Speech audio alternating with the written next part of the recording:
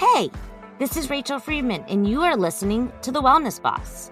To really compete in the wellness industry, you have to have a fully integrated business. That's why each week I will be answering your questions, sharing my stories, giving you tips and advice on how to create a business you love and that makes money. Let's get started.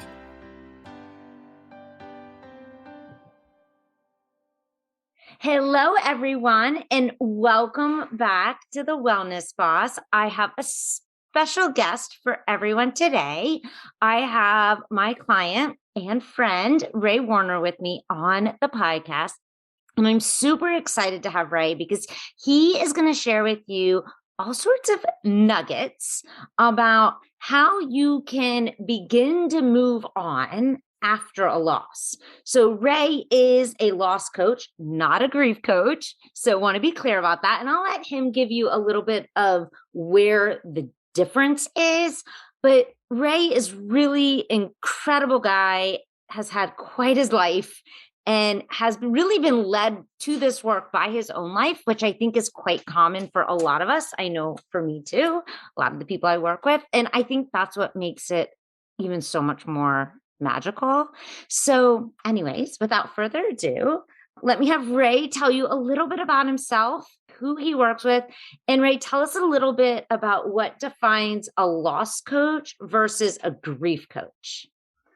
Thanks so much, Rachel, for having me. And it's awesome to be here. So yes, I am a life after loss coach. And like you mentioned, a lot of people might think, oh, so grief after a loss of someone to like a death, someone passing away. That's part of it, but it's not the whole thing. Loss is more than just death. You can lose a job. You can lose a long-term friendship. Loss also includes divorce. Anything that you are grieving because you've lost something. And what all of these have in common is they generally include a loss or altering of your identity. Like, for example, if you identify as an employee of such and such company and you no longer have that job, then that's a loss. That's a loss of your identity. You identify as a spouse and you have a divorce, or you lose your spouse, they passed away. You identify as a parent and you lose a child. If you identify as somebody who is expecting a child and you have a miscarriage, any of these things, you have the mourning for the loss itself, the missing, the yearning, and the life that it represented, but you're also mourning the loss of your identity. And that's really where I come in, is now that you've processed the initial shock of whatever it is, you're looking, okay, what does life look like moving forward? Who am I and what am I going to do? And that's where I come in. I have personal experience with this because when I was 22, I lost my first wife. She had just given birth to our daughter a month before, and it was sudden. It was unexpected, and for a long time, I didn't really dare to dream. I didn't dare to hope. I had no identity other than my identity actually became widower, single father. And I had so many dreams and wishes for the future based on my identity as Meredith's husband that now I just didn't, because of what happened, I didn't dare to dream, because what happened if I'd lost again? Why bother dreaming? Of course. Yeah. Like wanting to protect yourself from that pain. Yeah, exactly. And so there were for so long, I had no, and it'll be 27 years in September that this happened. So for a long time, I wasn't really living. I was just sleepwalking through life, a zombie, essentially waiting to die. I hear this, unfortunately, I think way too often. And if anyone out there is listening right now and can relate, or maybe is in that place right now, or has been in that place, we both want you to know you're not alone. It's really actually not that uncommon.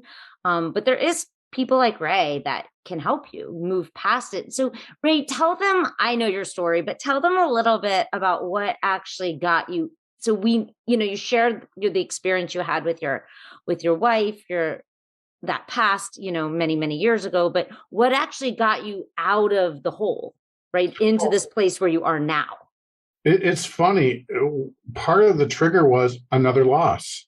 I Mm. had been working for 11 years for a major telecom, and my position was eliminated. And this will be almost 4 years ago in August. And I was working there for 11 years. That was my identity. And I saw it at the time as a opportunity to choose a different identity. What I had initially thought didn't really work out. I thought I was going to go into politics, but it was this opening of a door, this possibility. And then, just as it turned out, a friend of mine invited me to a personal development training conference. And this is the first time I'd ever been at something like this before. And it changed my life. It opened my eyes to possibilities.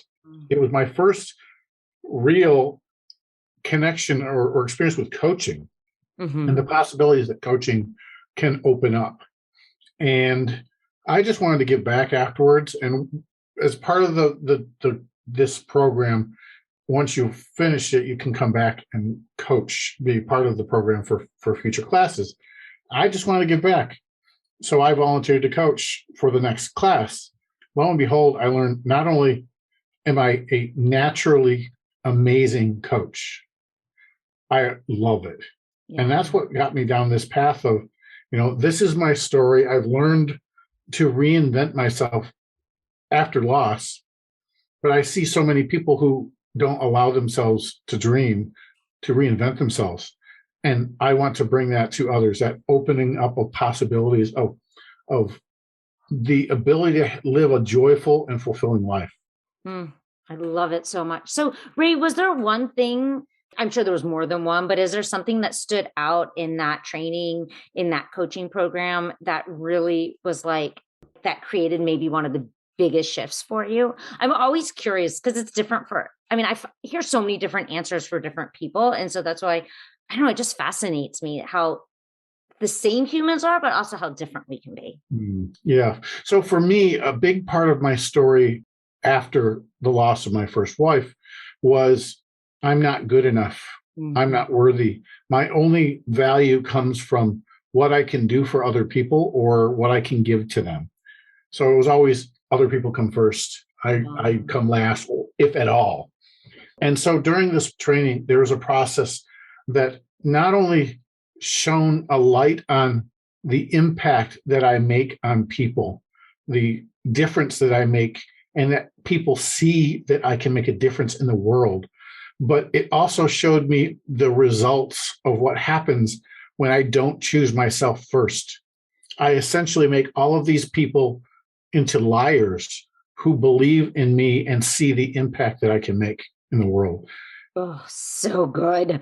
And it's so true. You hear me say it all the time, but and so many people aren't doing this. And I want to from a loving place, slap them silly, but you have to fill your own container first. So many people come to me when they first come, oh, but they just feel so selfish. And, especially moms and dads. Right. And I'm like, no, you get on a plane and you put on your own oxygen mask before you put on someone else's, right? Because without filling your own container, right? And I'm not talking about the basics like oxygen, but just even your own mental, physical well-being, right? It's how do you expect to do that for everyone else around you? Yeah. You'll have nothing to pour from. You can't pour from an empty glass. Exactly. And one of the earliest people that I work with, she's a single mother of, her son is 10 now. And everything was about him. He came first. It was last, if at all. She never even, so to do something for herself was unheard of. And she thought that by giving up herself, giving her all for her son, she was giving him the best life possible.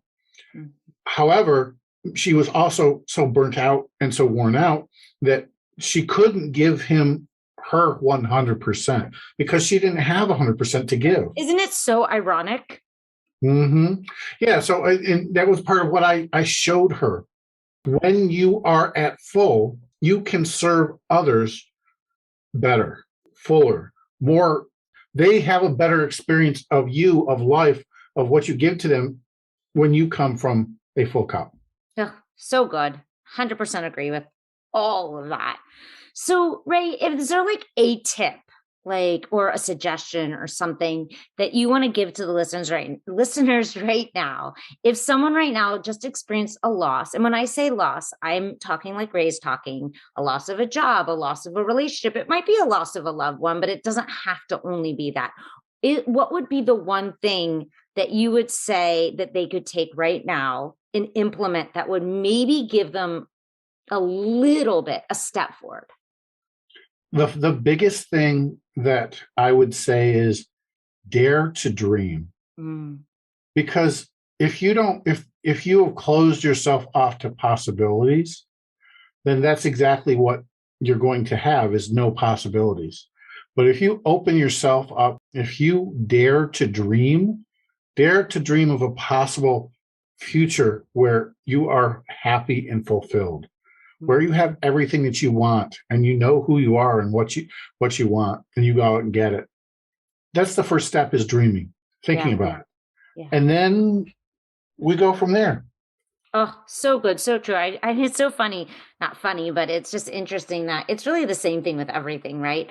I tell people if like, okay, well, I kind of want to start a coaching business or I want to, and I'm like, okay, well, first step is you just need to have the desire. Yeah. Yeah. You got to know what you want. And also equally as important as knowing what you want is why you want it. Yes. It's like that Simon Sinek talk or video, start with why. People don't buy what you do, they buy why you do it. Yeah. Yeah. And it's 100% true.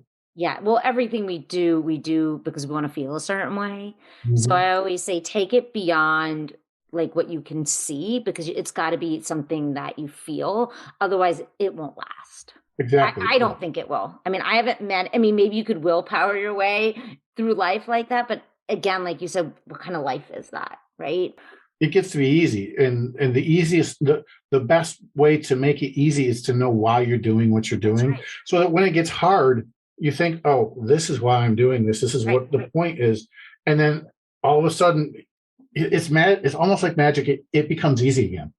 I 100% agree. Like, it's why I'll sometimes tell people have like your why, like why you want to do this beyond the money, right? I always say it can't end at money. That's not sustainable. Some people have a hard time with that, but underneath that, what do you really want? Keep it on your desk, keep it close by, remind yourself of it, because you just nailed it, right? Like with anything, life is not always a walk in the park. Or Maggie was saying in Mastermind last week about roses and butterflies and unicorns. Yeah. And when it's not, and it's not going to be sometimes, regardless of what you're working towards, if you have that why you want to do it, you can come back to it. Like you just said, it is almost like magic. It might not make it like, butterflies and unicorns, but it will feel at least neutral.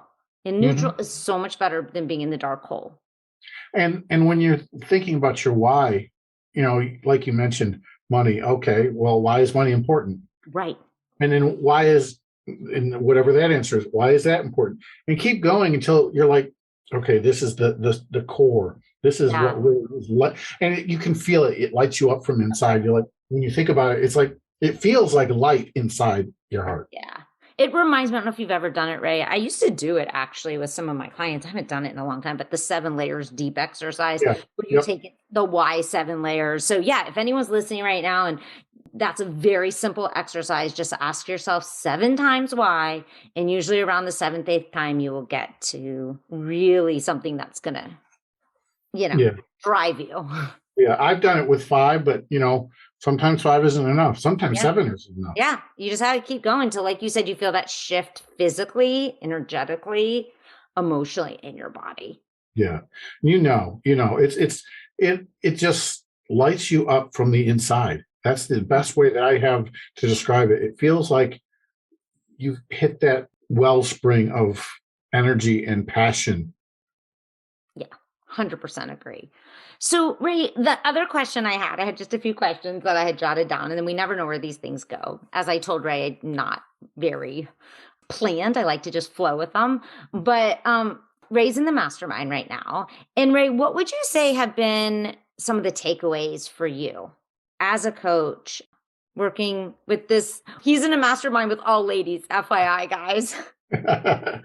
Yeah, and I love it. That's where I'm used to that kind of thing. So I think that one of the biggest takeaways for me is that I'm not the only one going through all of these things. The things I think, oh, it's just me, it's just me. Everybody goes through the same things. It may look a little different, it may have a little different twist, but I mean, we're not even all coaches, but we still have the same conversations in our head, the same, I'm not good enough, or I'm not doing this right, or nobody's seeing me, or whatever the case may be. We all have the same conversations. And knowing that I'm not alone is so heartening. That's the best way that we can support each other. And this group has been so supportive. I love them all. Oh my God, I 100% agree with you there, Ray. Like, I used to not that I don't still value one-on-one coaching. I think they're both great, but until I was part of a mastermind myself, I didn't realize the power that also comes with being a group. I mean, I think they're both great, but there is something really special about watching. And this is something like I get on calls with people and I want to try to explain, and it's sometimes so hard to put in words, but it's like one person is getting coached. And then you're like, oh my God, you're getting coached basically through them. And like you just said, it's like almost doubly as powerful, if that's even a word, because it's like now you got the coaching you needed, but it wasn't actually even exactly at you. So you're like, that feeling of being like, oh my God, like you just said, I'm not alone. Other people struggle with this too. It's so comforting, right? It's so like, Yeah, just like, it's so hard to put in words, but it's like a warm hug. It's the only way I know how to express yeah, it or experience it.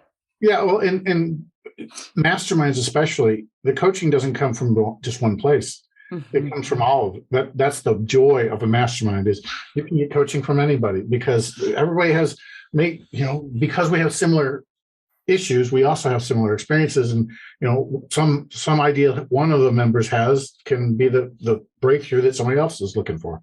Yeah, I love that too. Yeah, such a good point. It's also why, I encourage everyone to be supporting each other, coaching each other. It's not just because I created it. It's not just a Rachel show, right? It's like, please, I want to hear your ideas because I have mine, but you know, Tiffany's, Amanda's, whoever else is in the groups, Mhm. Ray's are great ideas too. And it's so interesting because I think sometimes people think it's a one size fits all thing in business, especially. And I think probably just in a lot of things in life. And there really isn't. It's what feels right for you. And if it doesn't feel right, then there's a different tactic. There's a different strategy out there. And it's not that any one of them are better or worse or more right or more wrong. It's what feels best for you. Yeah, it's what They you all most. work. It's just Yeah, sticking to it, being consistent, and really feeling into the one that is right for you. And I think you're right. Masterminds, they give you that gift of lots of brains coming together. yeah, mastermind. Yeah, I know, right? I guess, the name, huh? Imagine where that came from. Yeah.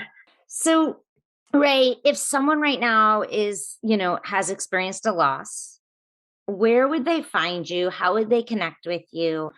Yeah, what's all the goods? I will make sure it's all in the show notes. So don't worry if you're listening right now and you're driving. I know I listen to a lot of podcasts while I drive.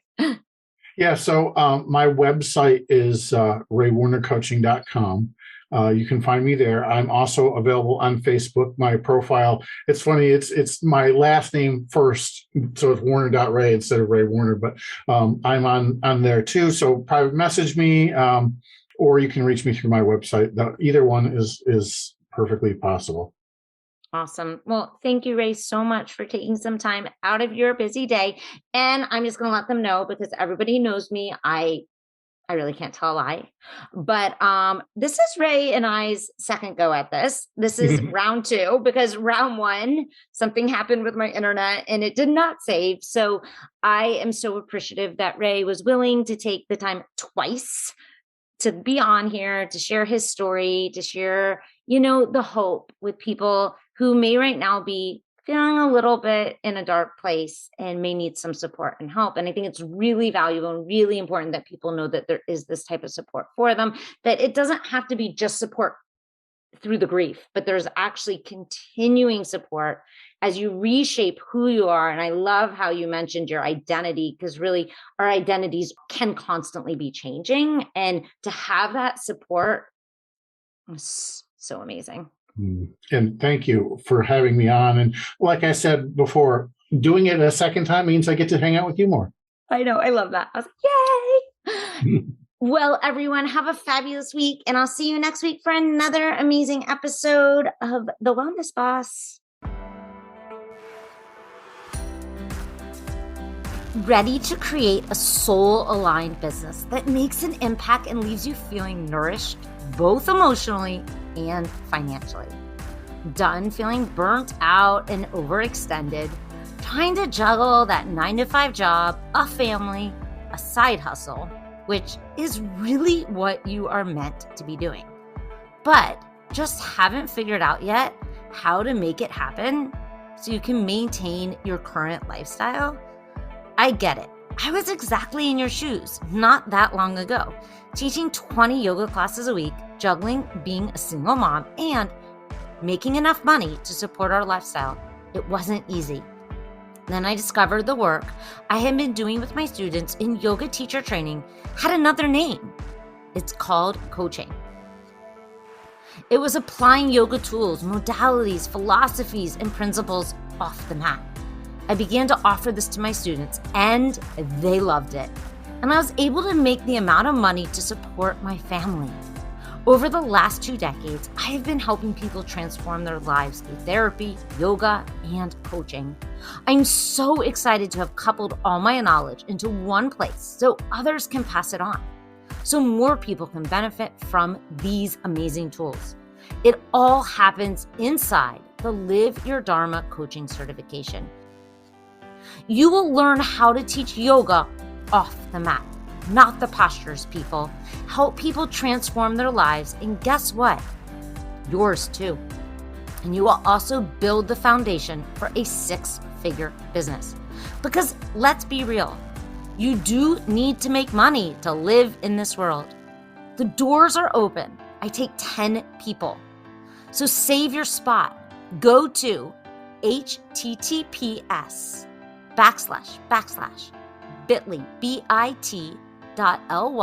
bit.ly/LYDCC. And if you didn't get that, don't worry, it's in the show notes. See you next week for another amazing episode.